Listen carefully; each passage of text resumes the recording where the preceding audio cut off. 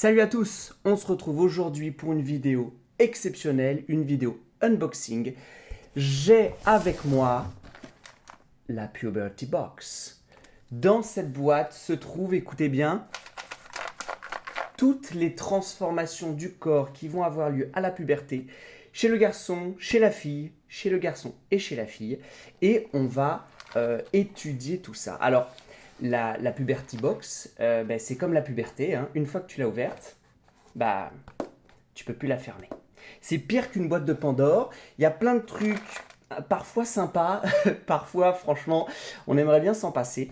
Alors, on va ouvrir cette Puberty Box et on va voir ce qu'il y a dedans. Alors, ce qu'il y a dedans, il y a, on va dire il y a Brandon et Brenda. Voilà, ils sont là. Alors, je vais placer la Puberty Box ici. Et donc, je vais piocher des transformations du corps liées à la puberté. Et ensuite, je vais les placer dans ce tableau. Donc ici, les modifications qui sont spécifiques à la fille. Ici, spécifiques au garçon.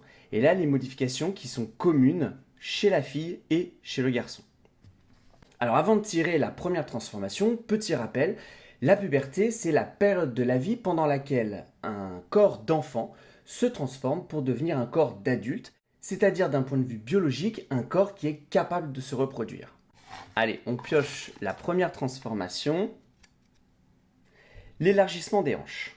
Alors l'élargissement des hanches, c'est une transformation qui arrive chez la fille à partir de la puberté. Les structures osseuses du bassin vont devenir un petit peu plus larges pour permettre plus tard la naissance d'un enfant.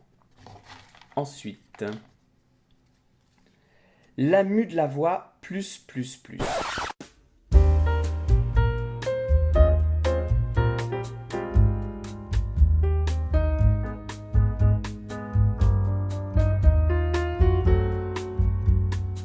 Alors, la mue de la voix, contrairement à ce qu'on pense, c'est pas typique du garçon. Mais c'est vrai que chez le garçon, au moment de la puberté et sous l'influence d'une hormone appelée la testostérone, les cordes vocales situées juste ici vont s'allonger et vont permettre de produire des sons plus graves au niveau de la voix. Alors, cette modification engendre parfois des petits couacs au niveau de la voix, une stabilisation vocale qui est un petit peu difficile, un petit peu hésitante au début, et puis après, au fur et à mesure des mois et des années, la voix grave se stabilise, et la mue définitive du garçon ne se termine qu'aux alentours de 30 ans. Donc, les gars, il va falloir attendre avant d'avoir votre réelle voix définitive. La croissance des seins ou développement de la poitrine. Alors bien sûr, ça, c'est une transformation qui arrive chez les filles. Mais attention, il peut arriver que sous l'influence de nouvelles hormones sexuelles, les garçons voient leur poitrine se développer légèrement. Alors attention, les garçons ne vont pas avoir une croissance de la poitrine aussi importante que chez les filles, mais il y a certains adolescents qui ressentent des petites boules ou des petits durillons derrière les tétons. Alors, ça peut parfois faire peur quand on découvre ça seul, mais rassurez-vous les garçons, si vous vous retrouvez dans cette situation, ça va progressivement reprendre une forme normale. Et puis, si c'est quelque chose qui vous inquiète ou une forme qui grossit et qui est un petit peu persistante, il ne faut pas hésiter à aller en parler à un médecin. Début de la puberté vers 10-11 ans. Alors, on dit souvent que les filles sont en avance par rapport aux garçons, sont plus matures que les garçons. Eh bien, en termes de puberté, c'est vrai. C'est chez les filles que la puberté commence en premier, vers 10-11 ans. Un tout petit papier. Les éjaculations. L'éjaculation correspond à la sortie du sperme, c'est-à-dire du liquide et des spermatozoïdes du pénis de l'homme. Donc c'est un phénomène qui est typiquement masculin. L'éjaculation, elle n'arrive pas du jour au lendemain, elle est progressive.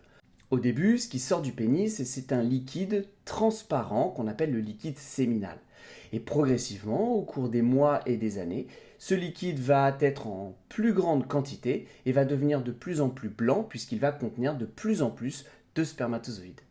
Les éjaculations peuvent être provoquées par la masturbation ou alors peuvent être involontaires lors de rêves érotiques. C'est ce qu'on appelle des pollutions nocturnes. C'est tout à fait normal, il ne faut pas s'inquiéter.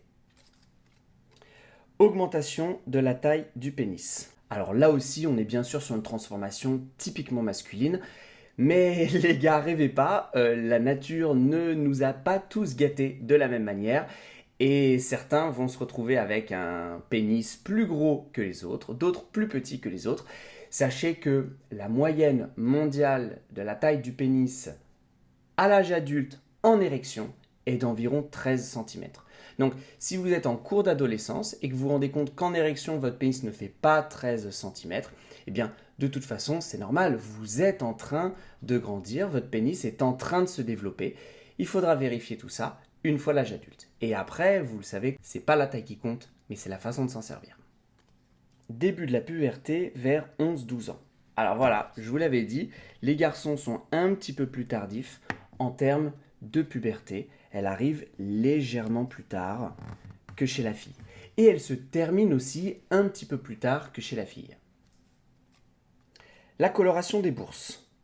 Pour commencer, les bourses, qu'est-ce que c'est? Les bourses, ça correspond à la peau qui enveloppe les testicules. J'en profite pour rappeler, on dit un testicule et une couille.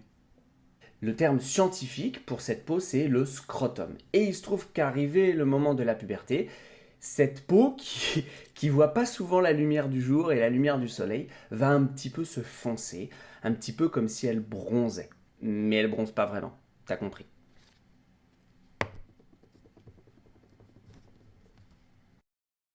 Donc les garçons, je vous rassure, vos bourses ne vont pas devenir bleues, rouges, roses ou vertes, mais juste se colorer un petit peu.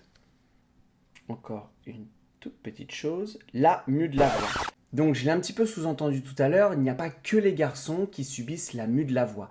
Chez les filles aussi, on a cette transformation, cet allongement des cordes vocales, mais cette transformation elle est beaucoup moins importante, donc la transformation de la voix, la mue de la voix va être assez légère. On va le mettre dans les transformations communes aux deux sexes. Les poils sous les aisselles. Alors niveau poils, il y a une grande inégalité entre les hommes et les femmes, mais pas concernant les aisselles. Cette transformation fait partie des modifications communes à la fille et au garçon. Ah bah, on reste dans la thématique poils avec les poils sur le pubis. Le pubis correspond à la zone qui se trouve juste au-dessus du sexe. Et à cet endroit-là, au moment de la puberté, se développe une pilosité chez la femme et chez l'homme. Augmentation de la masse des ovaires. Et oui, parce que jusque-là, les ovaires étaient dormants. Les ovules étaient déjà produits lors de la vie embryonnaire, mais il ne se passait rien dans ces ovaires-là. Arrivé au moment de la puberté, les ovaires vont se mettre à grossir progressivement.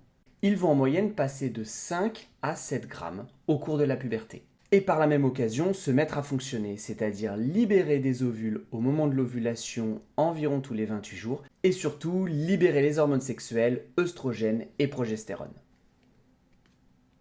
La croissance du corps. Cette croissance, elle est commune au garçon et à la fille. Dans la vie d'un individu, il y a deux grands pics de croissance. Au moment de la naissance, la croissance est extrêmement rapide.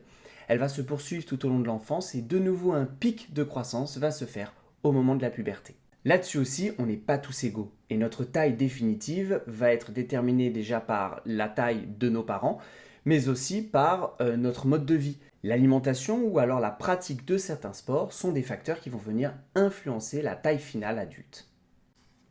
Augmentation de la masse des testicules. Alors cette prise de masse, elle va être beaucoup plus importante que chez la fille. Un testicule de garçon pèse au début de la puberté environ 5 grammes et à la fin de la puberté, on sera arrivé à quasiment 40. Là aussi, c'est dû à la mise en marche de ces organes qui, avant la puberté, ne produisaient ni spermatozoïdes ni testostérone. La croissance des muscles. Alors que ce soit chez la fille ou chez le garçon, les muscles ont continué de se développer, ont continué de grandir en même temps que le corps pendant toute l'enfance. Mais il se trouve que chez les garçons, sous l'influence de la testostérone, les muscles vont grandir et se développer un petit peu plus vite que ce qu'ils n'en avaient l'habitude. Alors bien évidemment, ne rêvez pas, si vous voulez des pectoraux et des abdominaux, il va falloir travailler. Les poils sur le corps. Alors, je l'ai dit tout à l'heure, il y a une grande inégalité de pilosité entre les garçons et les filles. Et chez les garçons, la pilosité va beaucoup se développer sur l'intégralité du corps, hein, notamment le visage, le torse, les bras, les jambes, les fesses, le dos, les épaules parfois. Mais il y a aussi une inégalité entre les garçons. Il y a certains hommes qui ne présentent presque pas de poils, on va dire qu'ils sont imberbes, alors que d'autres en sont quasiment recouverts. L'acné. Ça fait partie des transformations dont tout le monde se serait bien passé. L'acné, c'est-à-dire les boutons que l'on a généralement sur le visage, le décolleté et les épaules, est dû à un bouleversement hormonal qui a lieu au moment de la puberté. Le corps n'est pas habitué à recevoir autant d'hormones et notamment de testostérone, et donc ça va provoquer des petites inflammations des pores de la peau. C'est l'acné. Alors vous allez me dire, mais les filles elles ont des boutons et pourtant elles n'ont pas de testostérone. Eh bien en fait si. Les filles vont produire un tout petit peu de testostérone. Ce ne sont pas les testicules qui vont les produire parce qu'elles n'en ont pas, mais ce sont deux petites glandes situées juste au-dessus des reins. Et de la même manière, chez le garçon, ces deux glandes placées au-dessus des reins vont produire un tout petit peu d'œstrogène et de progestérone. C'est ça qui était à l'origine de la croissance des seins chez certains garçons.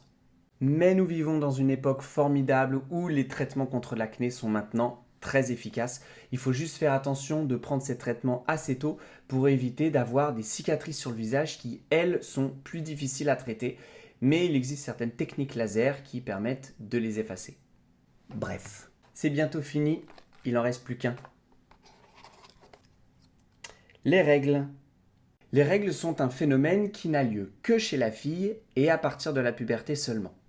Il correspond à un petit écoulement de sang qui sort par le vagin et qui est d'environ 40 à 50 ml. C'est pas énorme, mais c'est ça qui explique que les femmes aient recours à des tampons ou à des serviettes hygiéniques pour éviter de tacher leurs vêtements. Mais alors d'où il vient ce sang ? En fait, le sang, il vient pas du vagin, il vient pas de l'ovaire, mais il vient de l'utérus. Au début de chaque cycle menstruel, la paroi interne de l'utérus se détache et provoque ce petit écoulement de sang. Généralement, les règles ne durent que quelques jours. À partir de la puberté, les femmes auront leurs règles de façon régulière jusqu'à la période de la ménopause où celles-ci vont s'arrêter, autour de 50 ans. Voilà, on a vu ensemble toutes les transformations du corps qui arrivent au moment de la puberté, chez le garçon, chez la fille et chez les deux. Sans oublier bien sûr toutes les modifications psychologiques liées à la puberté. Alors, un truc très important à garder à l'esprit, c'est que toutes ces transformations n'arrivent pas en même temps. Elles s'échelonnent sur le temps et elles sont aussi progressives. Donc tu ne vas pas te retrouver du jour au lendemain avec une voix très grave, plein de poils partout ou une poitrine qui a triplé de volume. Toutes ces modifications sont longues et mettent parfois plusieurs années à apparaître et ensuite à se développer. Si tu as des questions ou des inquiétudes sur ce sujet, je te rappelle que ton enseignant de SVT est un interlocuteur privilégié. Il y a aussi tes parents ou encore le médecin qui pourra répondre à tes questions. Ça y est, la boîte est vide. Il est temps de refermer la Puberty Box. Et il est temps pour toi de liker et de partager la vidéo, de t'abonner à la chaîne si ce n'est pas déjà fait. Même si sur la chaîne il y a beaucoup de vidéos pour les lycéens, vous voyez que les collégiens, je ne vous ai pas oublié et j'ai prévu plein d'autres vidéos pour vous. Alors en attendant, bonne révision!